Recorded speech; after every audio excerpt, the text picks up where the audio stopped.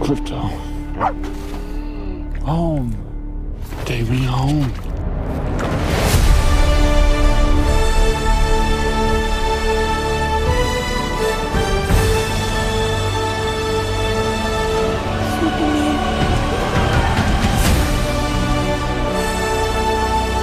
Superman.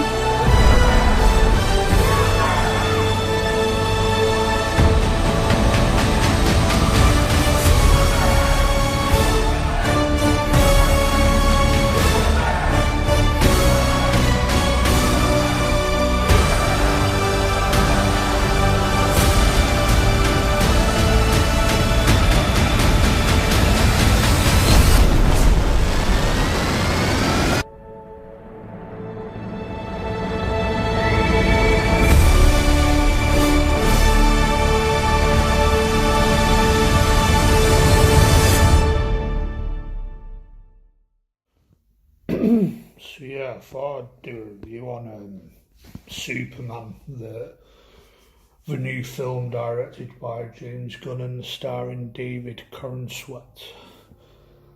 So I thought, fuck it. It's a film that's in my mind at the minute, so I thought I'd do a review. So so this is the first proper film in the new rebooted DCU. And I'm of the opinion that the old DCEU with Henry Cavill as Superman and Ben Affleck as Batman and stuff needed a reboot, in my opinion. Like, we needed to just move away from that, even though like I was never really big on that franchise because I didn't really go to watch a lot of films, even though I thought there was a lot of potential originally, and we had a good Batman and a good Superman in my opinion, and hints of good things, but a lot of bad things. I'm of the opinion we just needed to move away from that. We just needed a clean slate, and I'm a big fan of the new Matt Reeves Batman films with Robert Pattinson, and I think really the DCU should have been built around that really, but I think they seem to be going in another direction, even though that could still be in the universe, but yeah. So what I thought about this film,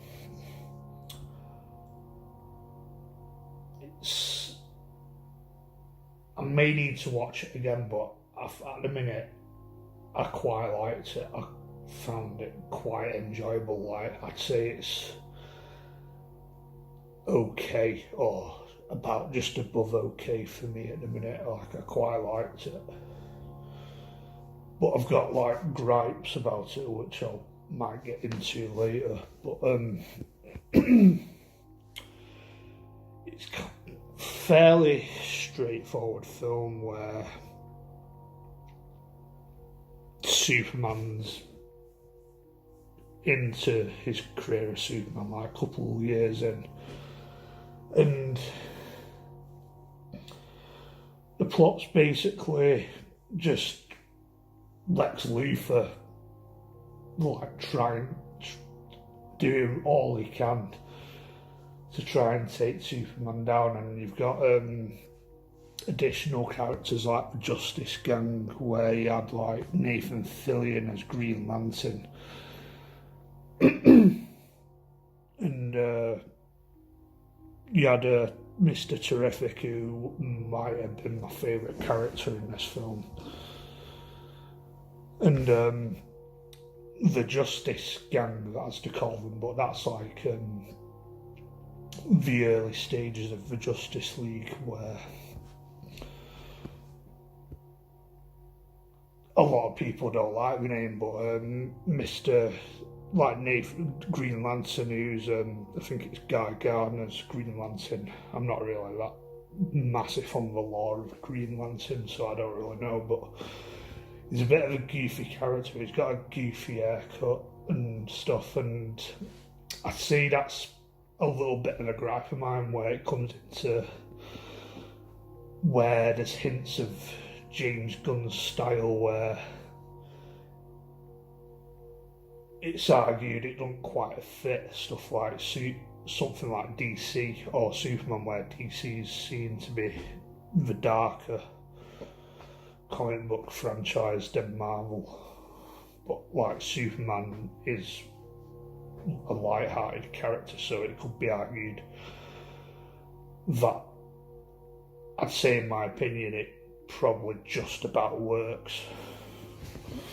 But I think my biggest gripe with this film is that I think it might have been a step or two too far with James Gunn's goofy writing style, where it's just quick quips and humour that basically what Marvel does. But even with Marvel, I think it's a bit too much, but it probably works a bit more with Marvel and stuff like the Guardians of the Galaxy, where it probably works a lot more for that.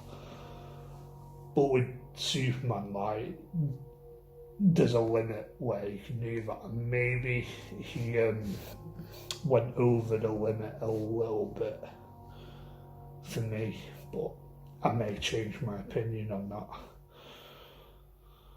And I'm going to go into a few spoilers where they changed the origins, where some people have not really liked it, but in my opinion, I kind of like it. It adds a bit of an extra layer where Jor-El, which is Kal-El's, who is Superman's biological father from Krypton, originally, like in the old films and probably in the comics, that he sent Superman to Earth to do good, but in this version of Superman, his version of good is probably evil to people of Earth, where he sends Kal-El to Earth to take over, to have multiple wives and spread his seed and take over Earth, because Jor-El believes his species are superior to humans, and I personally kind of like it. It adds a little bit of an extra layer to it, and yeah, but I think with this film, it's more of like the goofy and light-hearted, so probably a little bit more than you'd expect for Superman, even though Superman should be light-hearted. But if you think about it, you go into this thinking of it as like watching a Saturday morning cartoon, or some people have said it's the most comic accurate superhero film ever made, and I can see that and I can agree with that to a level where not everything has to be the Dark Knight. Like, Superman leans more towards the light-hearted, hopeful feeling than Batman anyway, and James Gunn's style, where if you know James Gunn's style, like he likes his humour, it's all he knows. Maybe it just about works for this film, and I personally can accept it. Like, I find it quite enjoyable. To be honest, I find James Gunn's films quite enjoyable, and the Guardians of the Galaxy films specifically is probably some of my favourite, if not my favourite, MCU films outside of like the Sam Raimi Spider-Man films. But yeah, and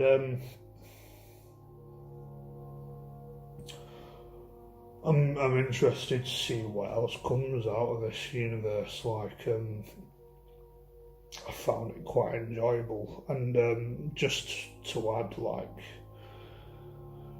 I think I'm going to give it a score rating of, I was thinking of maybe around 7.5, but maybe that's a little bit too harsh, where I might give it an 8 out of 10. So but I may change my opinion on that.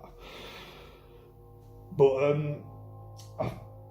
when it comes to stuff like Robert Pattinson's Batman series, like, I don't know if I've mentioned it already, I was of the opinion that he should be the DCU Batman. Like, if you can have the Netflix Daredevil be part of the MCU, you can do the same with Matt Reeves' Batman universe, in my opinion, where that's the best thing going for DC, and it doesn't make sense just rebooting it again just to make it more fantastical, where I think you could do that with Matt Reeves' Batman universe. Like, why not? But I don't know, maybe watching this film, I can see it's quite a tonal clash, where tonally it's a bit different, but maybe you could work around it. But originally, I was of the opinion Robert Pattinson should be the DCU Batman. But maybe I can only accept it maybe for 2 reasons now, but the one reason is to introduce the Bat family with like Dick Grayson, Robin, like Batgirl, fucking, who's the other one? Nightwing, all them lot. Red Hood, all them, like, and I don't think that can work with Robert Pattinson's Batman unless you if you set it forward 10 years in the future. But I don't know, maybe it doesn't work, and tonal class, but the Batman stuff is the best thing DC has, and it doesn't quite make sense to me to reboot it so soon. But yeah, it's quite a decent start to the DCU. I've not watched the first thing that came out, is it Creature Commandos, that animated series. That's supposed to be the first thing in the new DCU, but I've not watched that because it's not been released in the UK yet, I don't think. But I am interested in watching that, and I'm also interested in seeing what the future holds for DC, as I root for them. Like, I've always kind of said I probably prefer DC over Marvel, but I don't know. Probably more of a, don't know, a root for the underdogs, really. But I don't know, I'm probably more of the company that does Judge Dredd, I forgot what they call them, but I'll probably root for them or Dark Horse or something. Well, yeah, that's my review for Superman. Catch you in another video. Goodbye.